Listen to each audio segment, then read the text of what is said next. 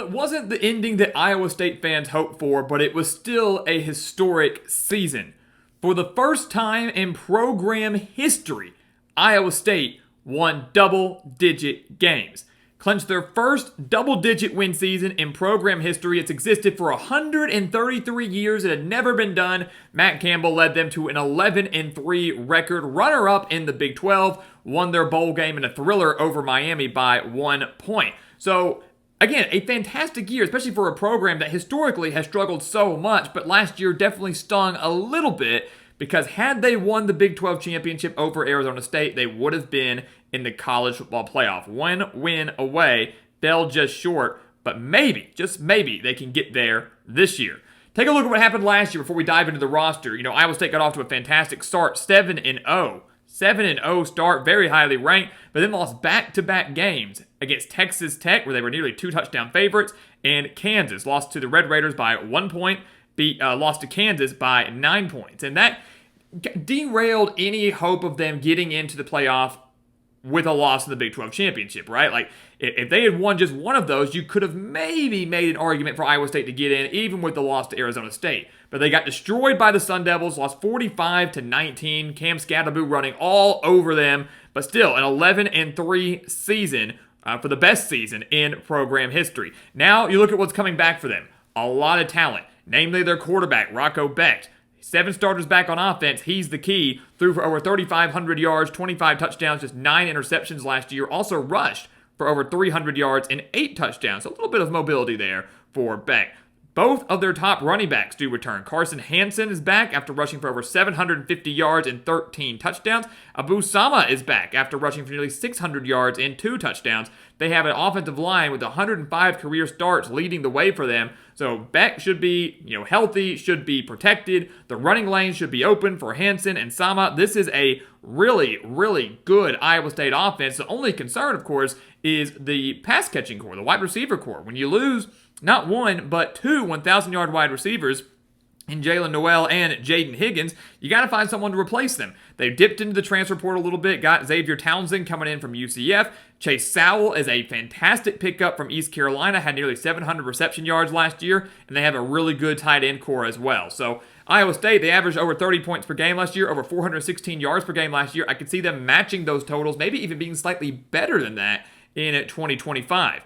Defensively, is not a lot of question marks, but definitely a few. But the thing you've got to keep in mind, too, is Iowa State was really banged up on defense last year, especially in the linebacking core. Had a lot of guys that were consistently out with injury. Didn't really feel his defense ever got to their full potential, and yet they still only gave up 22.9 points per game. 6 of their top 10 tacklers are now gone, but the defensive line returns Dominique Orange, who had a fantastic season last year, good enough to put him on 4th team Big 12. They add Tomatoa McDonough, who was 2nd team Ivy League at Yale last year, 6.5 sacks with the Bulldogs. The linebacker core, we said, was super banged up last year. It's a strength now, assuming they can stay healthy, because they get Will McLaughlin back. He was injured for, the first 9 games, ended up redshirting for the Cyclones, so he is returning. Caleb Bacon is returning. He was injured in the opener, then done for. So 2 guys that were supposed to be starters last year and playing a big role really didn't get to do that. Now they return, and then you factor in Cooper Ebel as well, who was 3rd on the team in tackles. This Iowa State's linebacking core could be one of the best in the country. Then the secondary, they returned Jeremiah Cooper, who was 4th on the team in tackles last year, and John Tez Williams, who was 2nd team Big 12 with 4 interceptions, a secondary that allowed just 166 passing yards per game. So all in all, this Iowa State defense has a lot of talent. Even though they lose some big guys, especially up front on the defensive line, still look to be really good. The biggest concern, again, is health and stopping the run. The Cyclones gave up 188 rushing yards per game. That has to improve. Has to get better if they want to take that next step, which is making the college football playoff and winning the Big 12. You take a look at their schedule.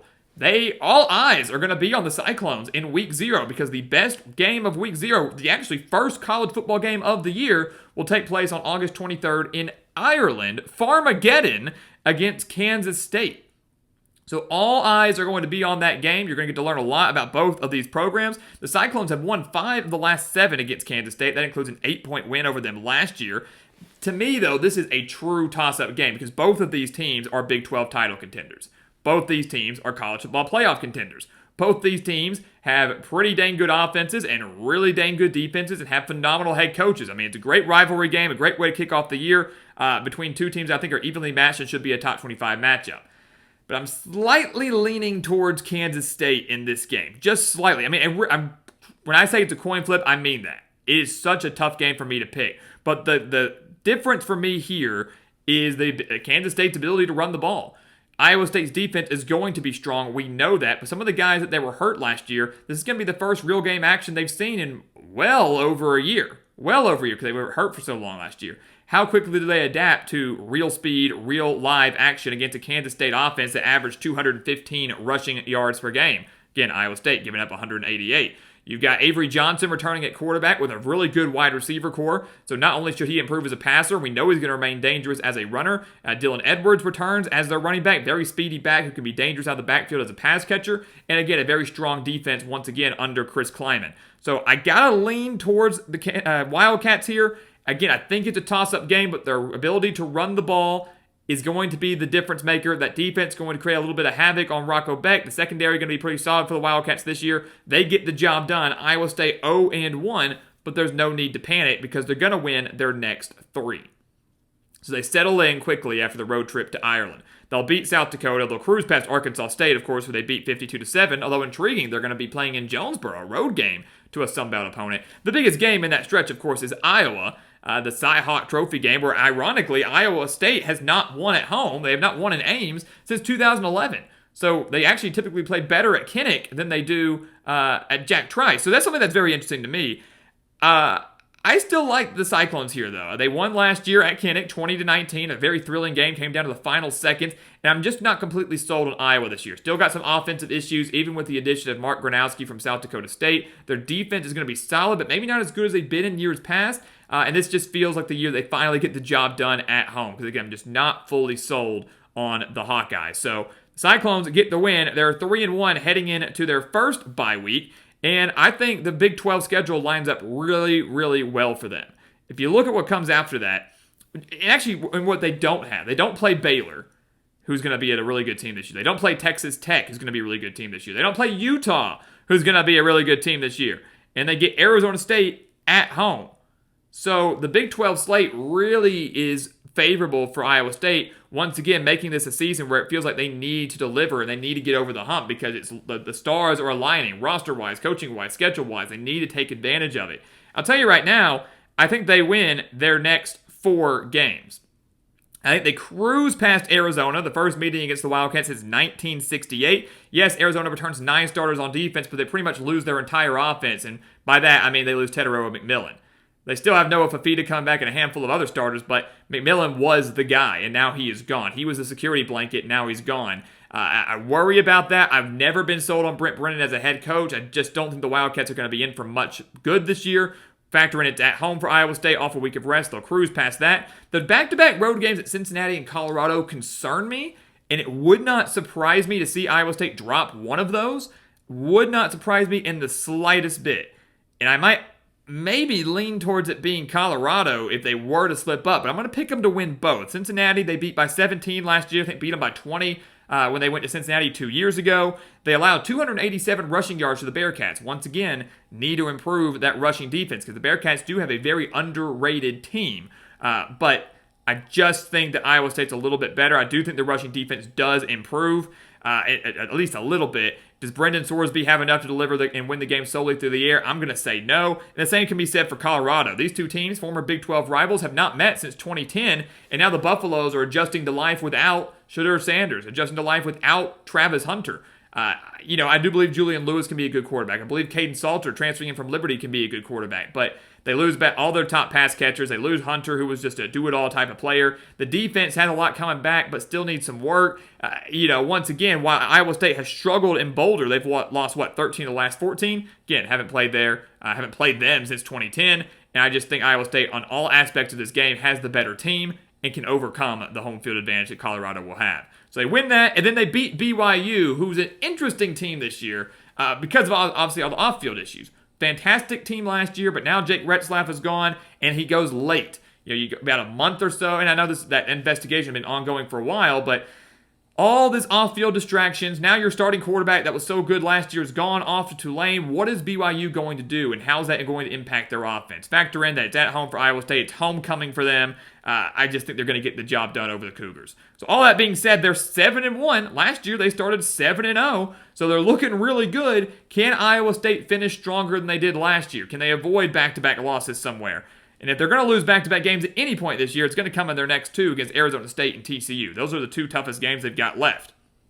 I mean, really, those two teams are really, really good. The Arizona State game, certainly a revenge game. They got destroyed by the Sun Devils last year, 45-19 in the Big 12 championship game. Again, if they win that, they go to the college football playoff. They fall short, and unfortunately, way short. But I'm going to tell you right now, I think they get their revenge. I've always said that Ames is not an easy place to play. It is not an easy place to play. They're pretty dang good there, especially it has been under Matt Campbell. And Arizona State's still a dang good team. They're a playoff contender, maybe the favorite in the Big 12, some would say. You know, you got Sam Leavitt returning. Cam Scatterby's gone, sure, but they've got their top wide receiver back, and that defense could be even better than they were last year. So I'm actually predicting a much lower scoring game in Ames on November 1st. But I do like Iowa State to get it done. Campbell's going to have this team ready to go. The motivation's going to be there. The atmosphere is going to be there. And I just think Arizona State, while they're going to take a minor step back, still a contender, but a minor step back, Iowa State's able to get enough going on them. I actually think the Iowa State run game could do, not exactly what Arizona State did to them last year, because what the Sun Devils had, like over 250 rushing yards in that game, mostly from Scatterby.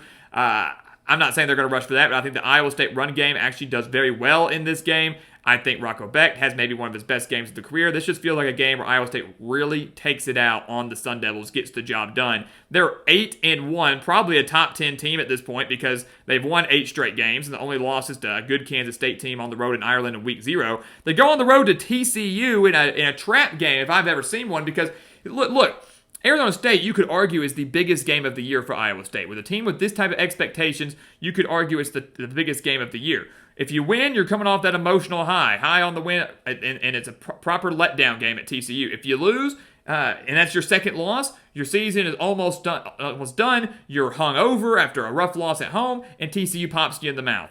It's a really bad spot for the Cyclones, and when you factor in that TCU is a dang good football team, it doesn't make it any easier. I'm going to pick Iowa State to lose on the road to the Horned Frogs, who I'm very high on this year. This is going to be the best passing attack that Iowa State's seen all year. Look through that schedule and tell me I'm wrong. I don't see another team on this schedule prior to TCU that can have a passing attack or a quarterback that is as good as Josh Hoover. Yes, Sam Leavitt's going to be solid. Colorado's got some decent ones. Noah Fafita's okay. Avery Johnson's okay. But Josh Hoover, who threw for nearly 4,000 yards last year and has some pretty good talent coming back, is going to be the toughest quarterback I think Iowa State sees all year long. Now it's at their house with 8 starters back on defense. Oh yeah, TCU's also coming off a bye week, so very well rested. Just lines up to me for TCU to get this win over the Cyclones. Iowa State drops their second game of the year. They're 8-2, but luckily for them, coming out of their second bye week, which is very late in the year, they cruise past Kansas and Oklahoma State.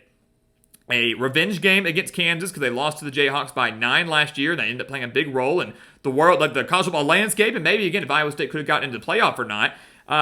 Kansas, yes, returns Jalen Daniels, and yes, they put up over 500 yards of offense on this Iowa State defense, so again, still needing some work, but I'm still not completely sold on the Kansas defense. Iowa State off the week of rest, knowing they need this win to stay alive in the Big 12 title hunt. They get it done. Again, revenge, a big role there. And then on the road to Oklahoma State, who was the one of, if not the worst team in the Big 12 last year. Now they have a lot of unknown on both sides of the ball. Last year they were so experienced, which is why it was so shocking that they were so bad. Now, not nearly as experienced. Never want to doubt Mike Gundy. Would be just like him to be a 2 or 3 win or 2-win team at this point, or something like that, and beat Iowa State. That would just be like Oklahoma State. That would just be like Mike Gundy. But I just don't see it happening. The Cowboys are in for another rough season. Iowa State knows what's at stake. They get the win. They finish the year at 10-2 for the second year in a row. So 133 years, they never have a double-digit win season. They get one last year. Now they get back-to-back double-digit win seasons. They're going to go, 7-2 in conference play. So probably good enough to get them into the Big 12 championship, but it remains to be seen. Got to see what Baylor does. You have to see what Kansas State does. You have to see what Utah does, and Texas Tech, and even TCU. The Big 12 is wide open this year. It's really anyone's for the taking, with maybe the exception of Oklahoma State and UCF and guys like that. This is a wide open conference with a lot of really good football teams, Iowa State being one of them. We've got them at 10-2, 7-2 in conference play, but they'll have to await their fate to see if they have another shot at a Big 12 title or if they're going to be sweating it out a little bit on Selection Sunday.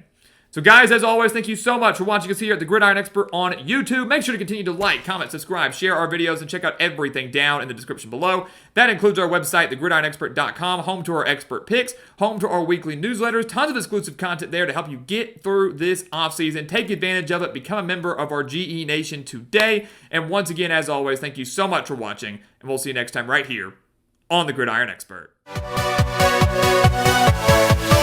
Yeah.